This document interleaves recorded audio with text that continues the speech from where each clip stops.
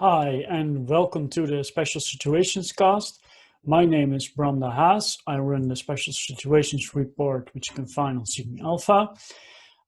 Before we jump into the interview with my guest of today, I want to make a few things clear. Nothing on this show is investment advice. It's for entertainment purposes. Either me or my guest may have positions in any stocks or securities that we discuss. So keep that in mind, and please go and enjoy my interview of today. So this is another sort of opportunity for me to go down into the weeds, and I'll try and constrain myself here. So the number one bottleneck after you deal with having enough computational capability is how you get the data in and out, right?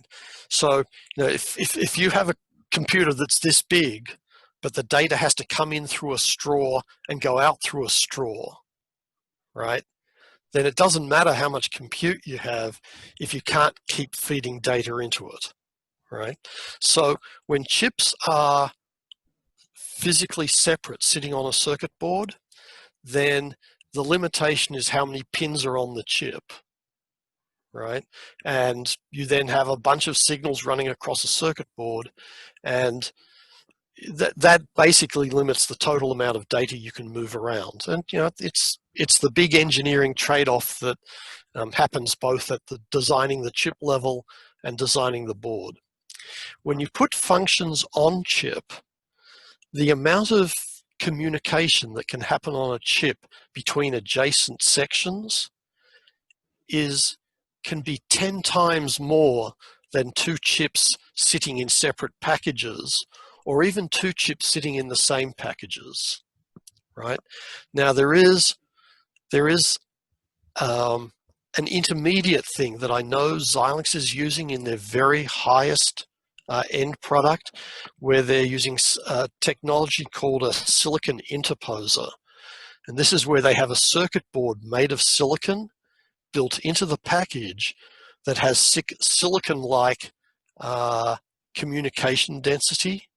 So that the limit on a circuit board is there's a limit to how thin the signals can be before they can't make the circuit board reliably.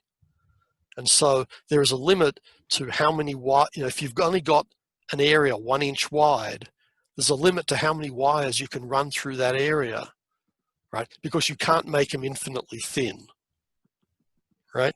And the limit is actually a few thousandths of an inch wide. So you get to put, maybe 100 wires or 200 wires in an area 1 inch wide. In silicon, as the geometries keep getting smaller, so does the width of the wires. And so the density of the interconnect keeps going up together with the density of the logic. And there's this intermediate technology called a silicon interposer, which is basically, it's like a circuit board, but it's made out of silicon with silicon type densities of wiring. And so I believe some of these multi-chip things that Xilinx has been doing is where they have several different chips which they build independently and could be products in their own right, but they then place them on this silicon interposer, the top side of which has these extremely fine signals to run between the chips, and the bottom side of which has the much larger connections that go down to the circuit board, right? So Xilinx has already got a technology that they've been working on for some years, which lets them do separate chips, but still get very high communication bandwidth between them. It's probably still not as good as having the stuff on a single piece of silicon, but it's much closer than having two chips going down to the circuit board or just two chips in a traditional package. So a traditional package for an integrated circuit is actually very similar to a PC board, right? The density is in the package. I'd have to hold one up to show you. Can I take a break and let me just grab one to hold up for the camera? Or you don't need show and tell? No, I think that would be really cool. I'll pause. Yeah. Okay, we're back. We're back. Okay, and I grabbed some show and tell. So this is what a typical chip looks like. Well, a packaged device, and it's pretty featureless. If I held it edge on, let me see if I can. Let's see if we get. Let me grab a light. I'm just going to put a flashlight on it. So let me see. Let me do it this way. Can I do it? Okay, well, it's a little bit hard to see. Yeah, I think I'm doing a crappy job with my flashlight. Okay, can you see just at the very perimeter, it's colored green? Yes. Okay, so that's a make it out, but I can see it. Yeah, so it's just the very edge of it. So unfortunately, we'd have to look at it edge on, and that would be too hard. But that's basically circuit board material, the same as just a normal board of electronics. The chip is somewhere in the middle here underneath this black cover. And then the back side, the bottom of the chip. Yeah. Let me see if I can get, I'll again try with a flashlight. Okay, so what I want you to see is it is a huge number of tiny little balls. Yeah. I don't know if that's visible. So this package is called a ball grid array, and there's probably over 1,000 balls, and each one of those is a little solder connection. And so on the circuit board, there will be a landing zone with a little circuit trace for each and every one of them. So this gets soldered directly onto a circuit board. But the thing to notice is the main substrate of this chip, of the packaged device, is actually a circuit board, right?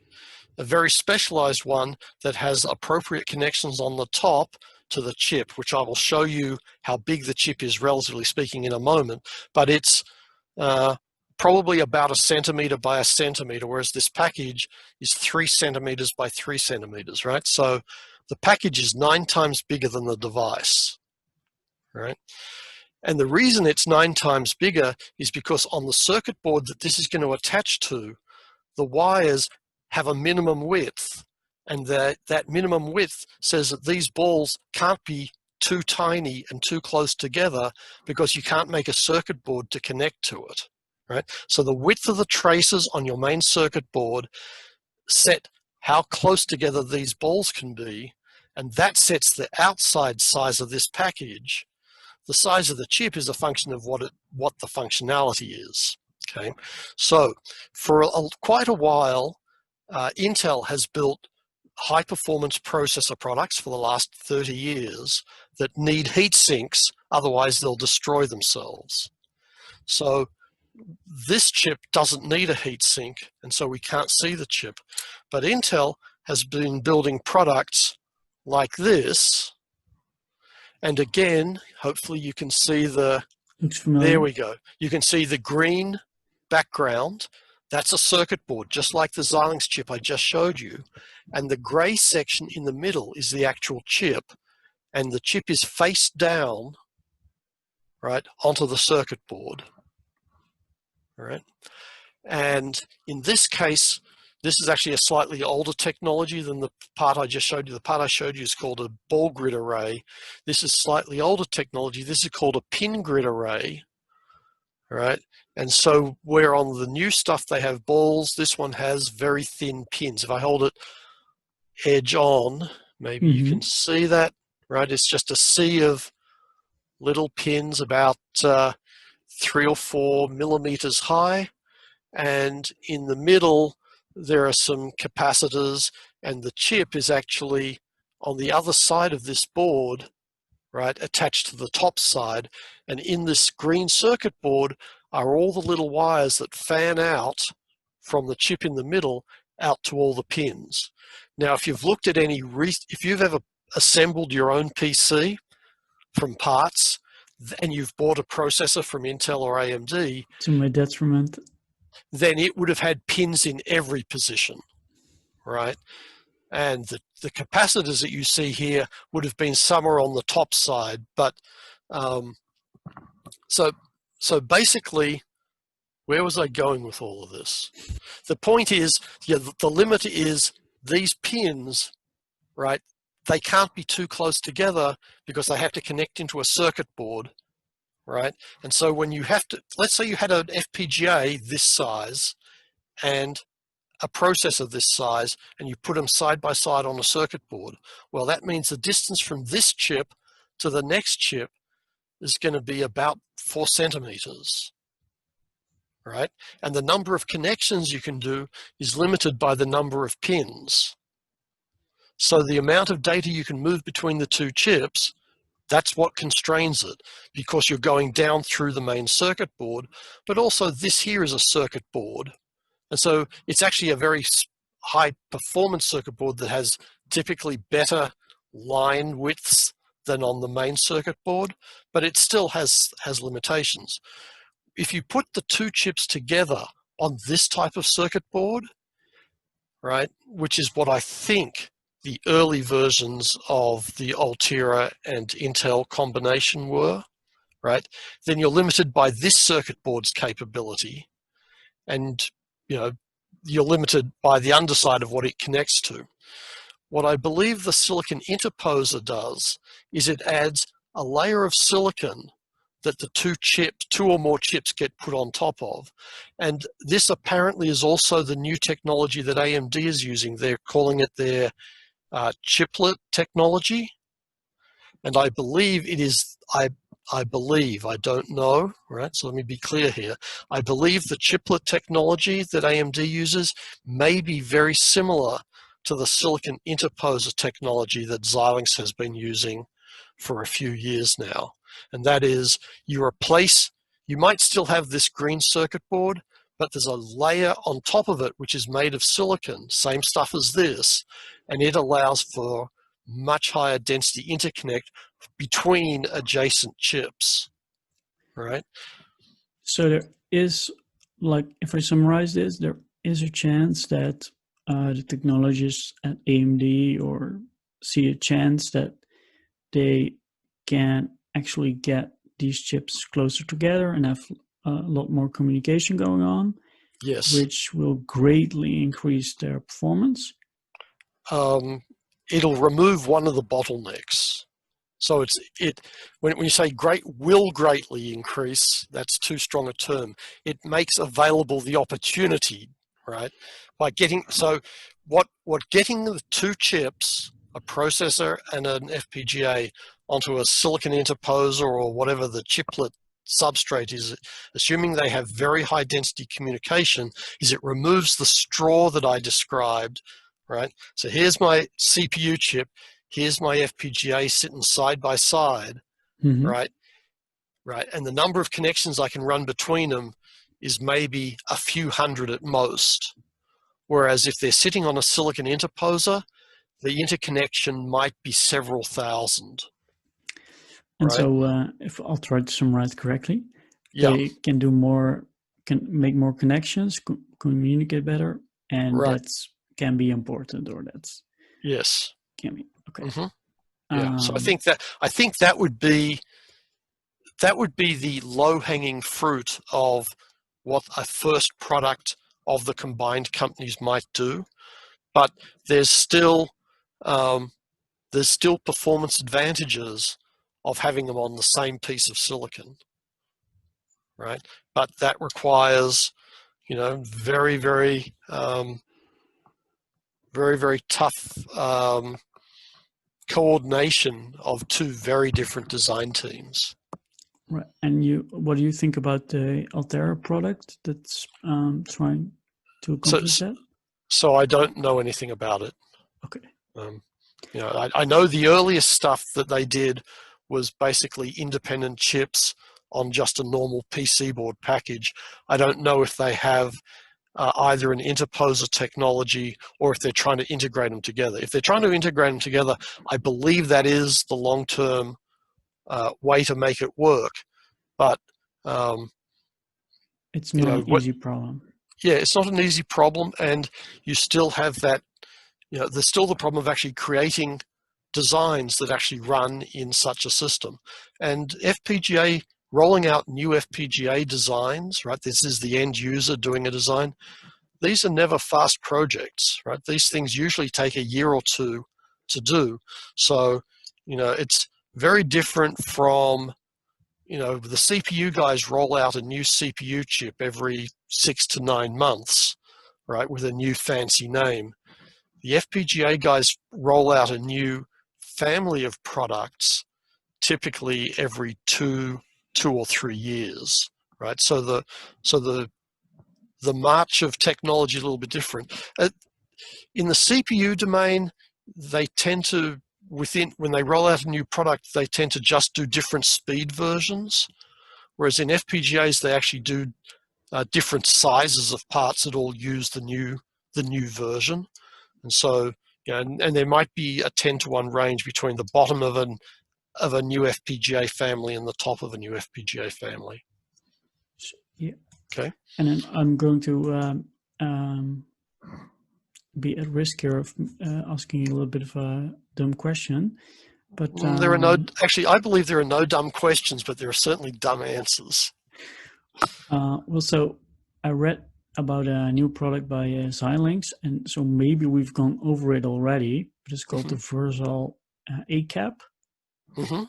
And did we discuss that already, or is it? No, we haven't. So basically, so I don't know much about it because ACAP sort of came out after I'd pretty much stopped consulting. But my understanding is it's a next generation FPGA with a very solid focus on putting resources in specifically for these compute type loads. So just as we talked previously about the early days of doing specialized stuff in terms of multipliers, adders, blocks of memory, and putting a CPU on, my understanding is that the ACAP product is now specifically putting in stuff to support AI and compute loads, but still keeping it flexible by having those functions sitting in there together with the highly configurable part of the FPGA that has been the mainstay of why they are as successful as they are. It's that flexibility. So it's a bit of a juggling act of figuring out how much of the chip you make a fixed function. So I did say earlier that the fixed function stuff tends to be faster, smaller. I guess those are the two main things, right? And maybe by a factor of 10, because they don't have all the special interconnect decisions to be made, right? They're just built for a single function. So the upside of doing that is if you're an end customer who makes use of it, it's great. It means Xilinx paid all the engineering charges to create a custom chip just for you that has the resources you want. But if you don't need those functions, then you're paying for silicon that you're not using, right? So the issue is, this was always the issue even when I worked there, of every time you put a feature on a chip, it better be useful to most customers, right? Because all customers have to pay for it, and it affects what the average selling price of the product is, right? So it's important that the features you put on there are justified. Right. Right. So now the product architect at Xilinx, he tried to look into the future and guessed this is going to be a great combination. Right. And it's more like an iterative next generation of the existing product. Yeah. It's not a revolution. Yeah, they will probably, I don't know the very low level details, but they probably leverage existing FPGA technology for the highly configurable stuff, right? And then they will then add the fixed function stuff. And Xilinx has become very good at leveraging previous engineering work and reusing it over and over again, so that because whenever they reuse that technology, it means their software guys don't have to develop new tools, right? Because that's the other, right? If you come up with a totally new FPGA, then you have to come up with a totally new set of software tools. And so it would be good to avoid that. So, whatever the, top of the line standard FPGA product is, they almost certainly use that technology as the baseline for building the ACAP product. Right? Which means they can, so, I mean, ACAP is going to be a mixture of the new custom hardware that is tuned for specific workloads, which means for some customers, ACAP won't make sense, right? And they won't buy it, they'll buy some other product, hopefully from Xilinx, right?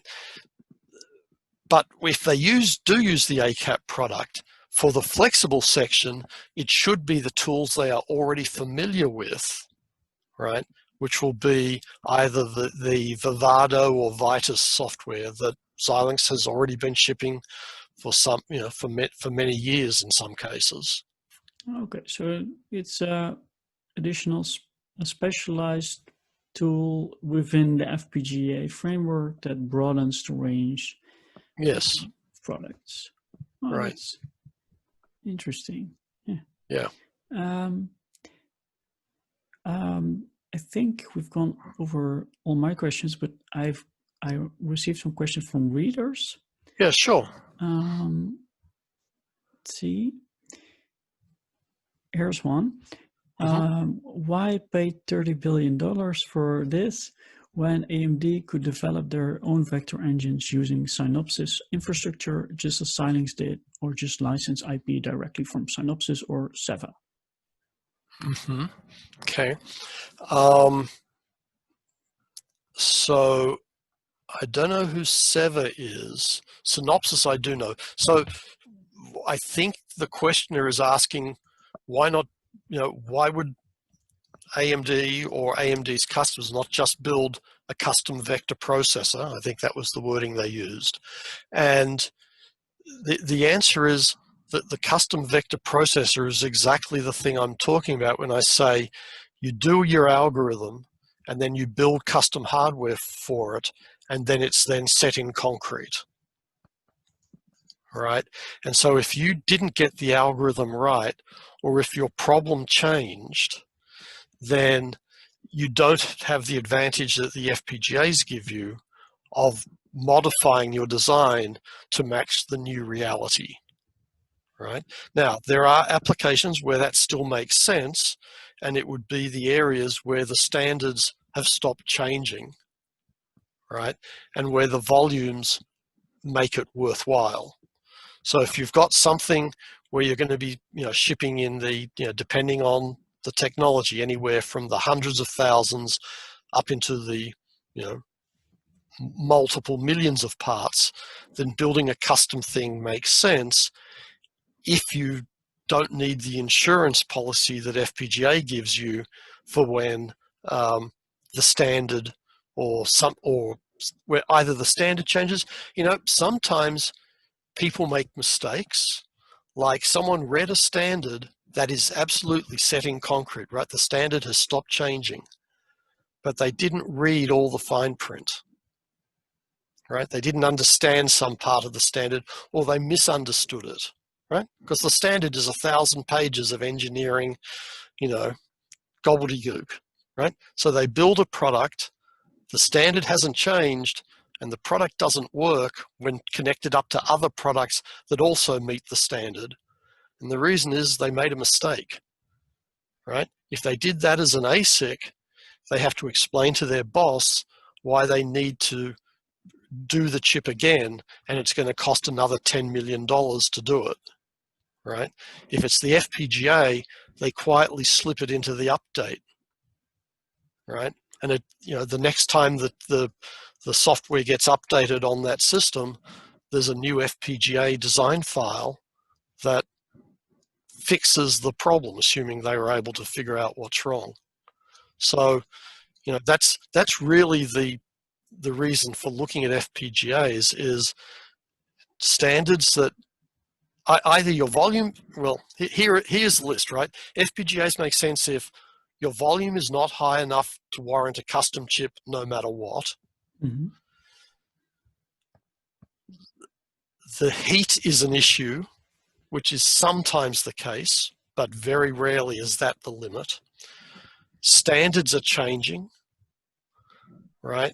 Or, you need the flexibility because you need to run more than one design. That's actually something we haven't touched on at all, is there are some customers who use FPGAs and they do more than one design for it, and they switch designs depending on what's going on.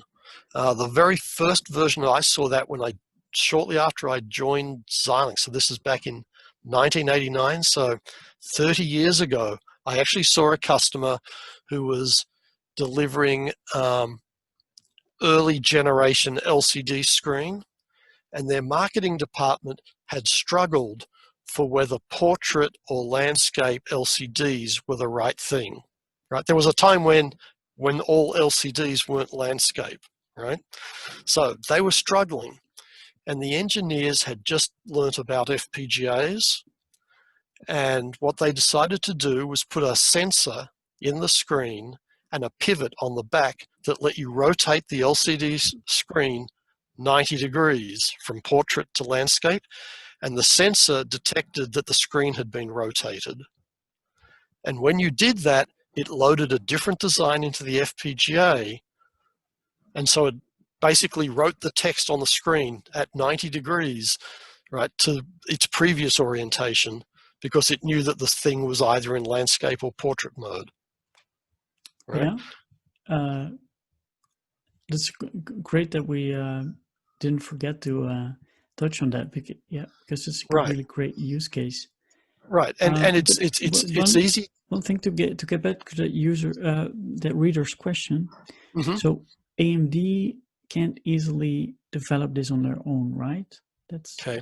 So this is the question in my mind, the strongest one, and I don't have an answer, but it's the question I hope gets asked and gets a really good answer, is why doesn't AMD negotiate with Xilinx for a license to use Xilinx's technology for inclusion with AMD CPUs? I mean, the thing that Xilinx would be absolutely, of course it's too strong. The thing that Xilinx almost certainly would be not interested in is having a second source, right? A second source is a company that uses the same design files and builds physically identical parts, right? Xilinx has no interest in having another company compete with them, right, with their own intellectual property, right? But if, let's say AMD, well, here's a scenario, I have no idea if it makes sense, but let's say AMD wants to merge FPGA technology with CPU technology. My question would be, why don't they just negotiate with Xilinx on terms that Xilinx finds acceptable, such as AMD is not allowed to manufacture FPGAs, right? Yeah. They're allowed to only manufacture products which are hybrids of FPGAs and CPUs, and Xilinx gets a royalty equivalent to the lost opportunity that Xilinx would have got if it had sold the FPGA in the first place. Yeah. Right? So that would be my question to AMD, is why is a license agreement not the solution? And I don't think they're going to answer it, but my guess would be it's that the pricing power would be with Xilinx. So they would be giving like Xilinx pricing power for the next 20 years, and they'd rather buy it and have that themselves. That might be a good answer. But I don't think they would ever like say that in print. Yeah, maybe. But yeah, that would be my question. I mean, that was exactly the question I asked when Altera got acquired by Intel. In fact, at the time Altera got acquired by Intel, Intel already had license to Altera's technology because Intel was manufacturing some of Altera's product already, right? But just as a foundry. Yeah, it just makes sense if they see a long runway, a little bit of growth. And, they don't want them to raise prices on them. Yeah, maybe. Although one would think that you could probably somehow, put that into the, negotiated long-term pricing. I don't know. I mean, the thing that worries me most about this is I've watched, as I said, over the last 30 years, I've watched probably around 30 startups, both inside huge organizations like Motorola, Intel, NatSemi, and TI, all try to do FPGAs and end up giving up. And the only companies that I have seen survive long-term doing FPGAs are the companies for which it's the only thing they do, right? So Xilinx, Altera, Lattice, and Actel, which are the dominant FPGA companies, I believe the reason they succeeded and all the others failed was two things. One was they were mono-focused on doing FPGAs, and the second one was that they had a head start, and so they had all four of those companies had a very good barrier to entry. So the barrier to entry blocked the little startups, all of them, right? And the lack of focus of the big companies adding an FPGA division, which never had the 100% focus of upper management, right? I mean, if a company like TI has tries to do FPGAs, right, it's going to represent only a few percent of management's interest, right? And the end result is it didn't go anywhere and they ended up giving up. And Motorola did the same, and Intel did the same in the distant past when they had their own FPGA division, and they ended up giving up and they actually sold it to Altera, which I guess they got back when Altera got acquired. So my biggest worry would be how would the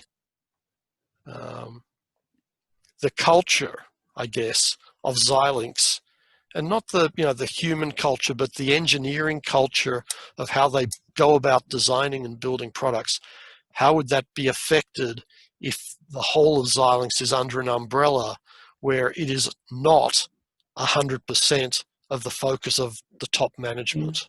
So, and I sense kind of skepticism in you as an ex-Xilinx ex-Xilinx employee. Yeah. Do you think, is that part of the culture? Do you think most people there would rather be like a standalone company, or not so much? I think they're open to being acquired. I have no idea. No idea. Okay. I don't think there's any way I could guess that. I mean, I still keep in touch with some people from Xilinx, but I have maybe some companies have like a super distinct culture, or because like I think AMD, I just looked it up because somebody asked about it. It's like 17-minute drive. That's usually a good sign for mergers. That if something is like really close, like in this case, that helps. It doesn't always work, but it's easier than like doing a French-German. You mean physical location of the two companies? Yeah. In data, it sort of bears out. Yeah, interesting. Well, both AMD and Xilinx have facilities in more than one location.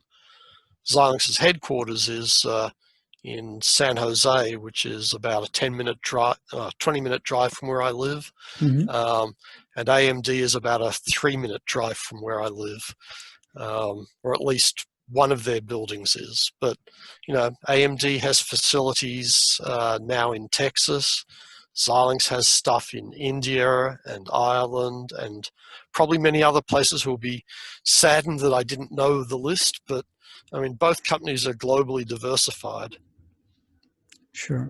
And did you find the culture similar or very different? No, they were so when I joined both companies, the cultures were very different. AMD was well established by the time I joined. and it was a quite a very big company. When I joined Xilinx, I was, I think, like employee number 120. When I joined AMD, I was, I think, employee number 3,500. Right, and the company, let's see, I was an FAE, 85.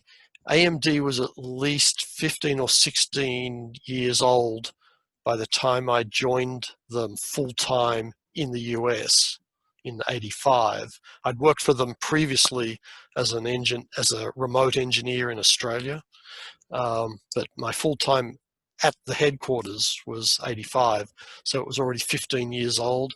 When I joined Xilinx, it was, I think, 4 or 5 years old, and I was employee number 120. Right. So, and when I joined Xilinx, I actually ended up being on first name basis with almost all the employees. Right. Xilinx is now a company of several thousand people, so it's a different company. And also, Xilinx had a very distinctive culture. It was founded with some people who had some very strong opinions about how Xilinx would be different, and it certainly was. It had a very non-confrontational culture that was permeated everything, and so it was unlike any other company I've worked for. But that was 30 years ago, and Xilinx has been through 3 or 4 rounds of the senior management being turned over, and my understanding is the company's culture, well, most of that very early culture that I knew, that stopped probably about 5 years after I left. Not because I left, but just there was a change in management, and then there was another change, and at least for a while, the culture was apparently quite hostile. Everybody looking over their shoulders to see who was going to stab them in the back. But that management team has gone, and now there's another management team. And I don't know what that's like, but I suspect since Xilinx still has a relatively low turnover, from what I hear, I suspect that things are probably less confrontational, and it's still a great company to work for. Whether how they feel about an acquisition, I have no idea. No, but it's super interesting color, because really distinct cultures is much harder to make work, and that used to be the case, maybe not so much anymore. So that's interesting to look into a little bit more. I'll go on to the next reader question. Does AMD need to have fabs to have chips to sell? So AMD doesn't have fabs; they sold them all. So I have an interest. No, they use foundries just like everybody else does. There is. I know we've gone on way too long. Do you want a less than 5 minute entertaining story? Well, I would love it, but I don't. Yeah, I'm already imposing on your time so much. Okay, well, it's relevant to the two companies. I'm going to do it anyway because I'm all ears. Okay, so AMD was founded by a bunch of people who spun out of Fairchild, I think Fairchild and Intel, and the head of AMD was a very strong force, a guy by the name of Jerry Sanders, and he was adamant that part of AMD's strength, besides its sales force and its engineering team, was its excellent manufacturing capability. Right, and so AMD had fabrication facilities here in Silicon Valley, and it expanded into fabrication facilities in Austin and San Antonio, Texas. Okay, and AMD was also adamant that bipolar technology would always be dominant, and so the result of that management miscalculation meant that AMD was very late to the party to build CMOS products, which ended up becoming dominant. Right, so it was an interesting, not all management decisions are great. Xilinx was founded by a guy who came from Zilog, another processor company, a guy by the name of Bernie von der Schmidt, and he proposed a new way of doing a silicon company, and it pretty much didn't exist before he came along. And it was, rather than a silicon company having manufacturing facilities, let's go find a company that already has manufacturing facilities that aren't fully utilized, and let's just buy time on their equipment, right? And the end result was Bernie von der Schmidt pretty much created the fabless semiconductor industry. He wasn't the only person, but he was the leading light on the subject, and you can read about him on Wikipedia, right? But basically, his name sounds familiar. So Bernie has passed on, but quite a few years ago. But he basically was excellent at negotiating good, mutually beneficial deals with other companies, and so he negotiated deals with several companies around the time of Xilinx's founding. So we're talking 1984. And basically there was Xilinx and one other company. I think the other company was Cirrus Logic, who were basically the first two chip companies who were successful and didn't manufacture their own chips. They offloaded it to an outside company. Okay, and so basically from that got created what is now the vibrant marketplace of foundry companies, of which at the leading position currently is a company called TSMC in Taiwan, but there are dozens of companies that now provide foundry service. So they don't make, some of them make chips for themselves, like Samsung is a foundry, right? Yamaha has a foundry. And so some of these companies make chips for their own internal use. Some of them make chips that they sell on the open market, and they also make chips for anyone else who wants, who can basically provide all the data files needed. So what happens is these fabless semiconductors, that's the name for a company like Xilinx, a fabless semiconductor has all of the engineering skills for designing the chip. They just don't have the capital equipment cost and the repetitive having to replace all that equipment every few years, right? And instead what they do is they pay a little bit more per wafer to someone else who has to deal with all those capital equipment costs. In a way, you could say that Amazon Web Services is a web services foundry, right? They take care of all the back end. You're still responsible for the workload, right? And bringing the jobs to the foundry. Okay, so Xilinx has 35 plus years of being a fabless semiconductor. Right? They were the original. Right? AMD is late to the party because it took a while for Jerry Sanders and his culture to have left the company. So here's the joke, and it's not even a great joke. So there was a time, and this is back when Bernie von der Schmidt was alive, and both he and Sanders were at some semiconductor industry conference.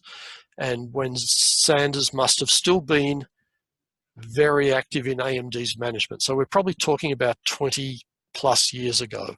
Anyway, Jerry Sanders was very dismissive of these startup fabless semiconductors, and he made a statement that was recorded, and it was that real men or real semiconductor companies have manufacturing facilities. And Bernie von der Schmidt's reply was, real semiconductor companies are profitable.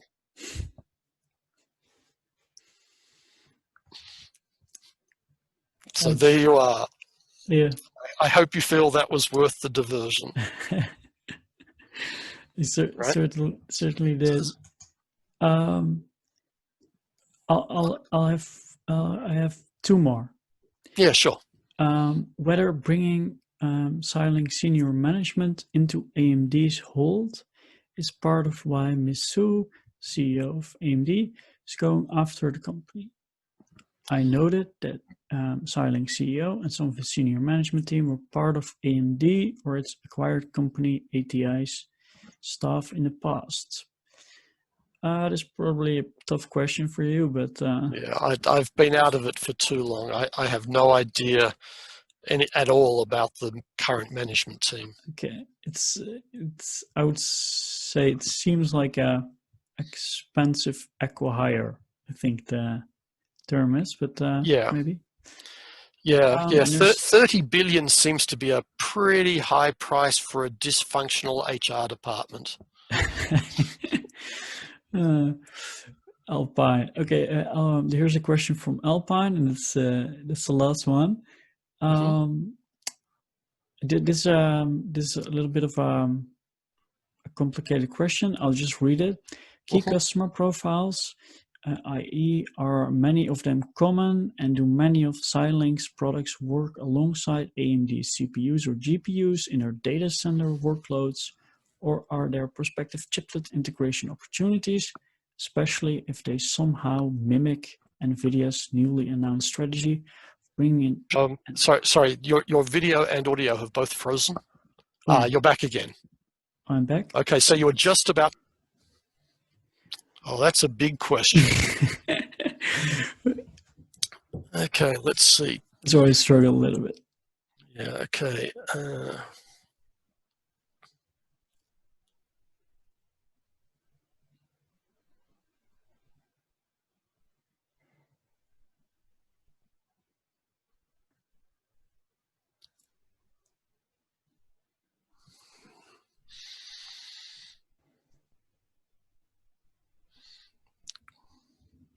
That is a very long first sentence.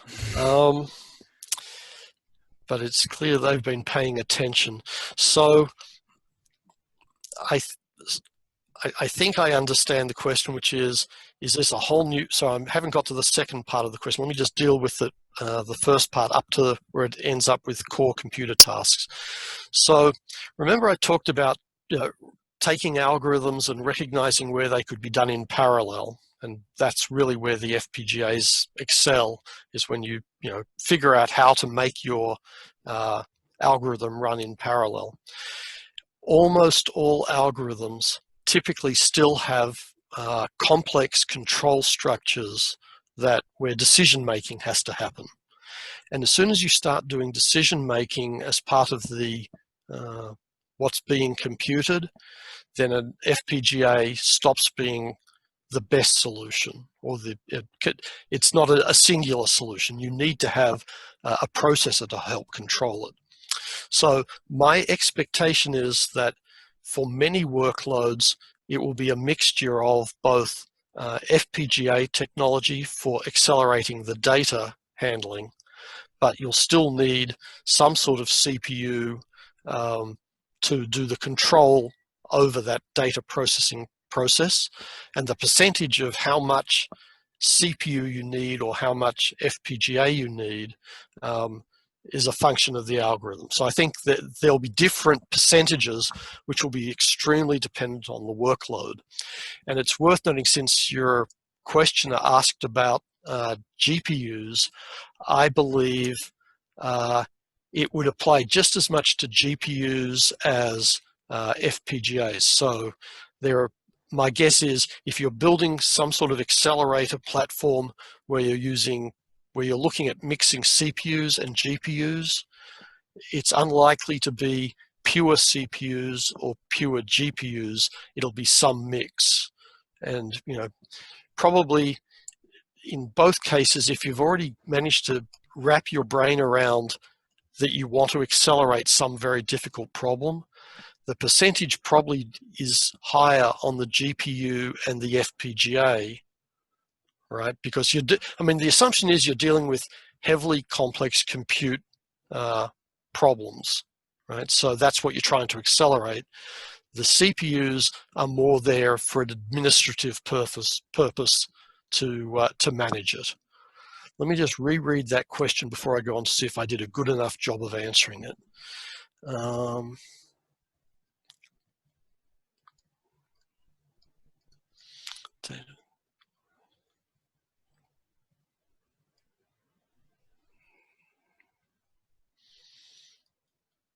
Yeah, so I really don't know enough about NVIDIA to talk about what they're proposing and how this competes with that. I just don't know. Yeah, they're talking about DPUs, I guess data center processing units. I guess that's what that stands for. But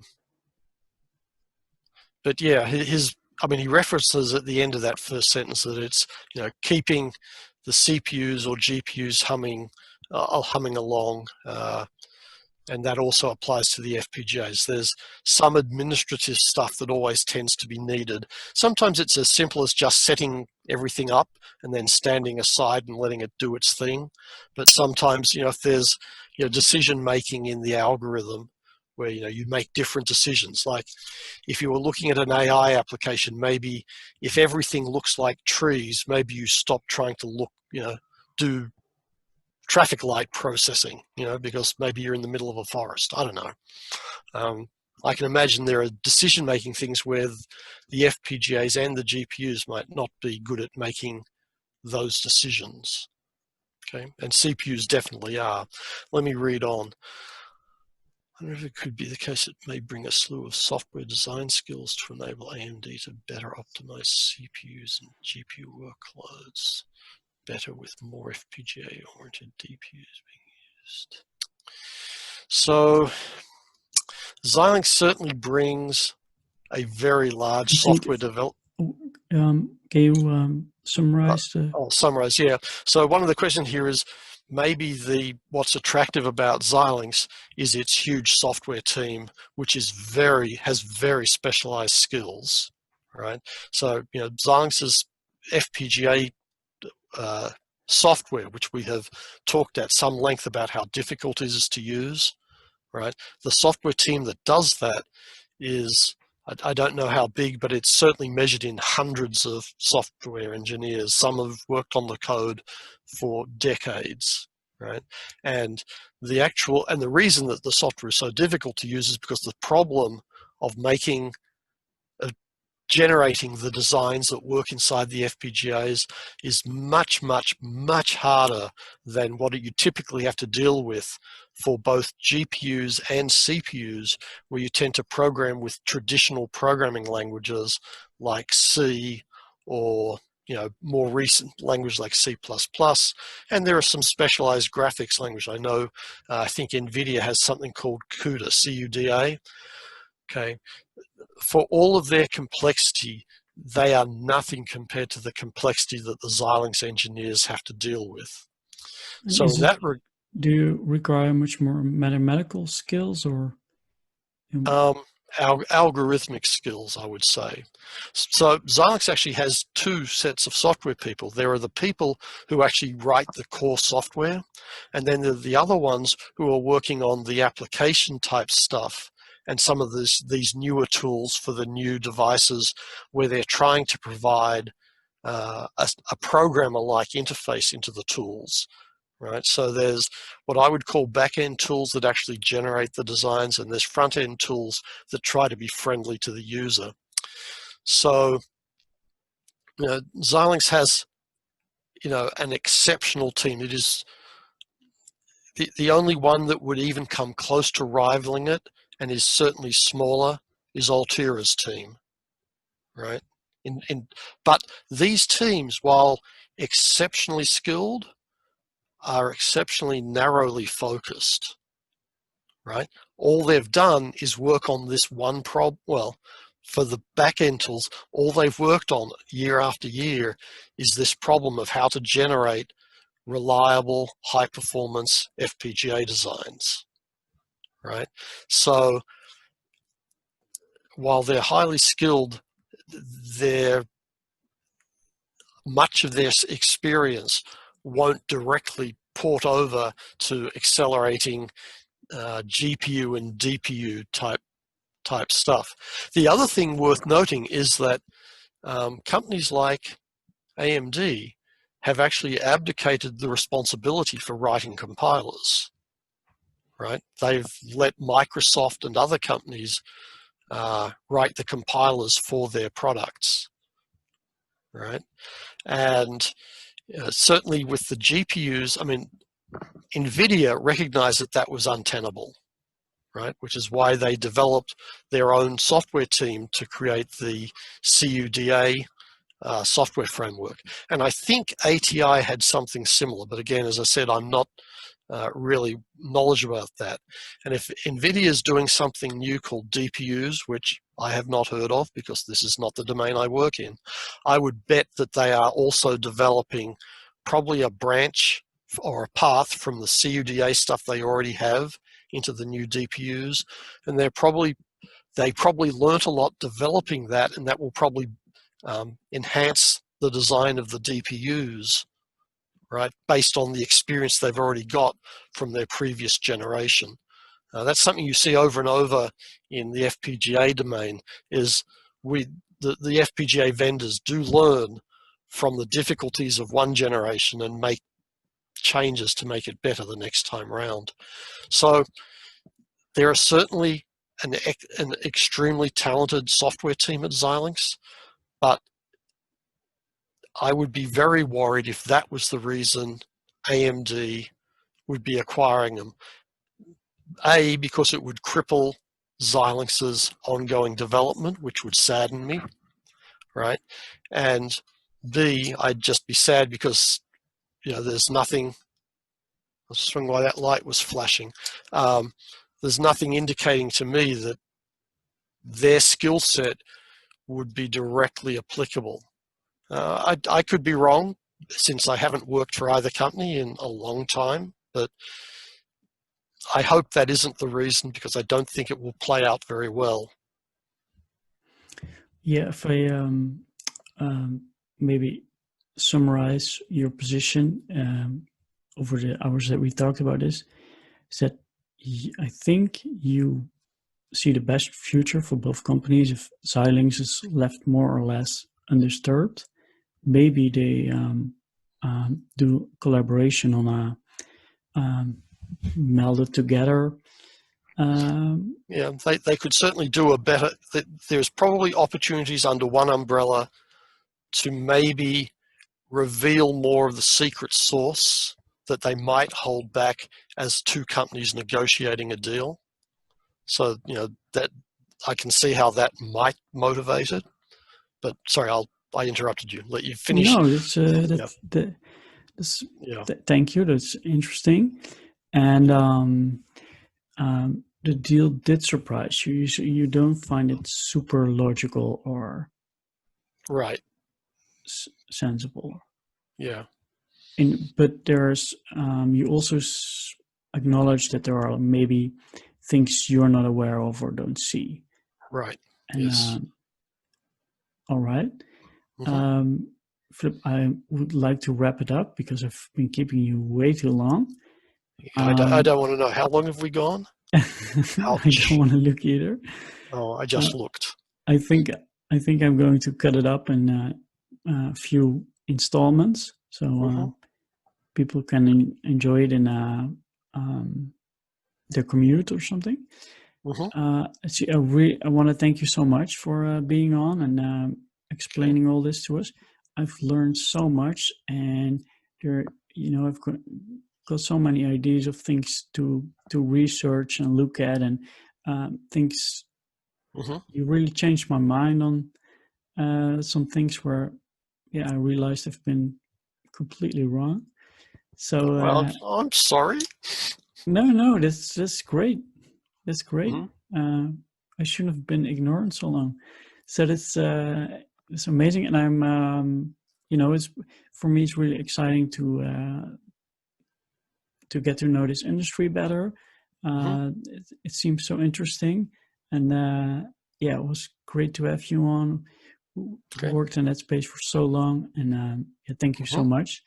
If people want to say hi or thank you or want to reach you for some reason, can they reach you somewhere if you enjoyed it at all. Yeah. And where would that be? So if they want to ask questions, you said this is all going to end up on YouTube? It's going on YouTube, iTunes, Spotify, but it also always gets published on Seeking Alpha. Where originally wrote an article about this this company. Right. And I will probably, so I don't have premium access to Seeking Alpha, so I can't always participate in the forum there, but certainly over on YouTube I can. oh, but you can, I think on Seeking Alpha you can definitely participate if it's a new article. Oh, okay. So it's only after a while it goes behind a paywall, I think. Maybe. Oh, okay. Well, as long as it's okay. So why don't we say, since I've seen what questions look like over on YouTube, I'd prefer that we keep the questions over on the Seeking Alpha site. Yeah. I have a great audience on YouTube, but I know what you mean. Yeah, it can be a little bit insensitive. So I will be happy to take questions on Seeking Alpha site, and I will endeavor to answer them as best I can. Keep them respectful. Don't complain about the mess behind me. It looks great. Yeah. I also exist on Twitter, but I'm, not a prolific Twitter user. And I have a website, but I haven't updated it in ages. So probably I think the best thing is questions and answers in the Seeking Alpha comment section. Profile there, somebody can PM you if you want to. But what's your username so we'll recognize you? Oh, on Twitter? No, on Seeking Alpha, sorry. Oh, I'm pretty sure I just show up as, oh, no, I've done this before. I think I show up as chip user. Chip user, okay, all right. I believe. I'll put it in the show notes, as they call it. Yeah, let me just check that. I think I can check that. We'll check it offline. With that, I'll thank you so much, and I'll stop the recording. Okay.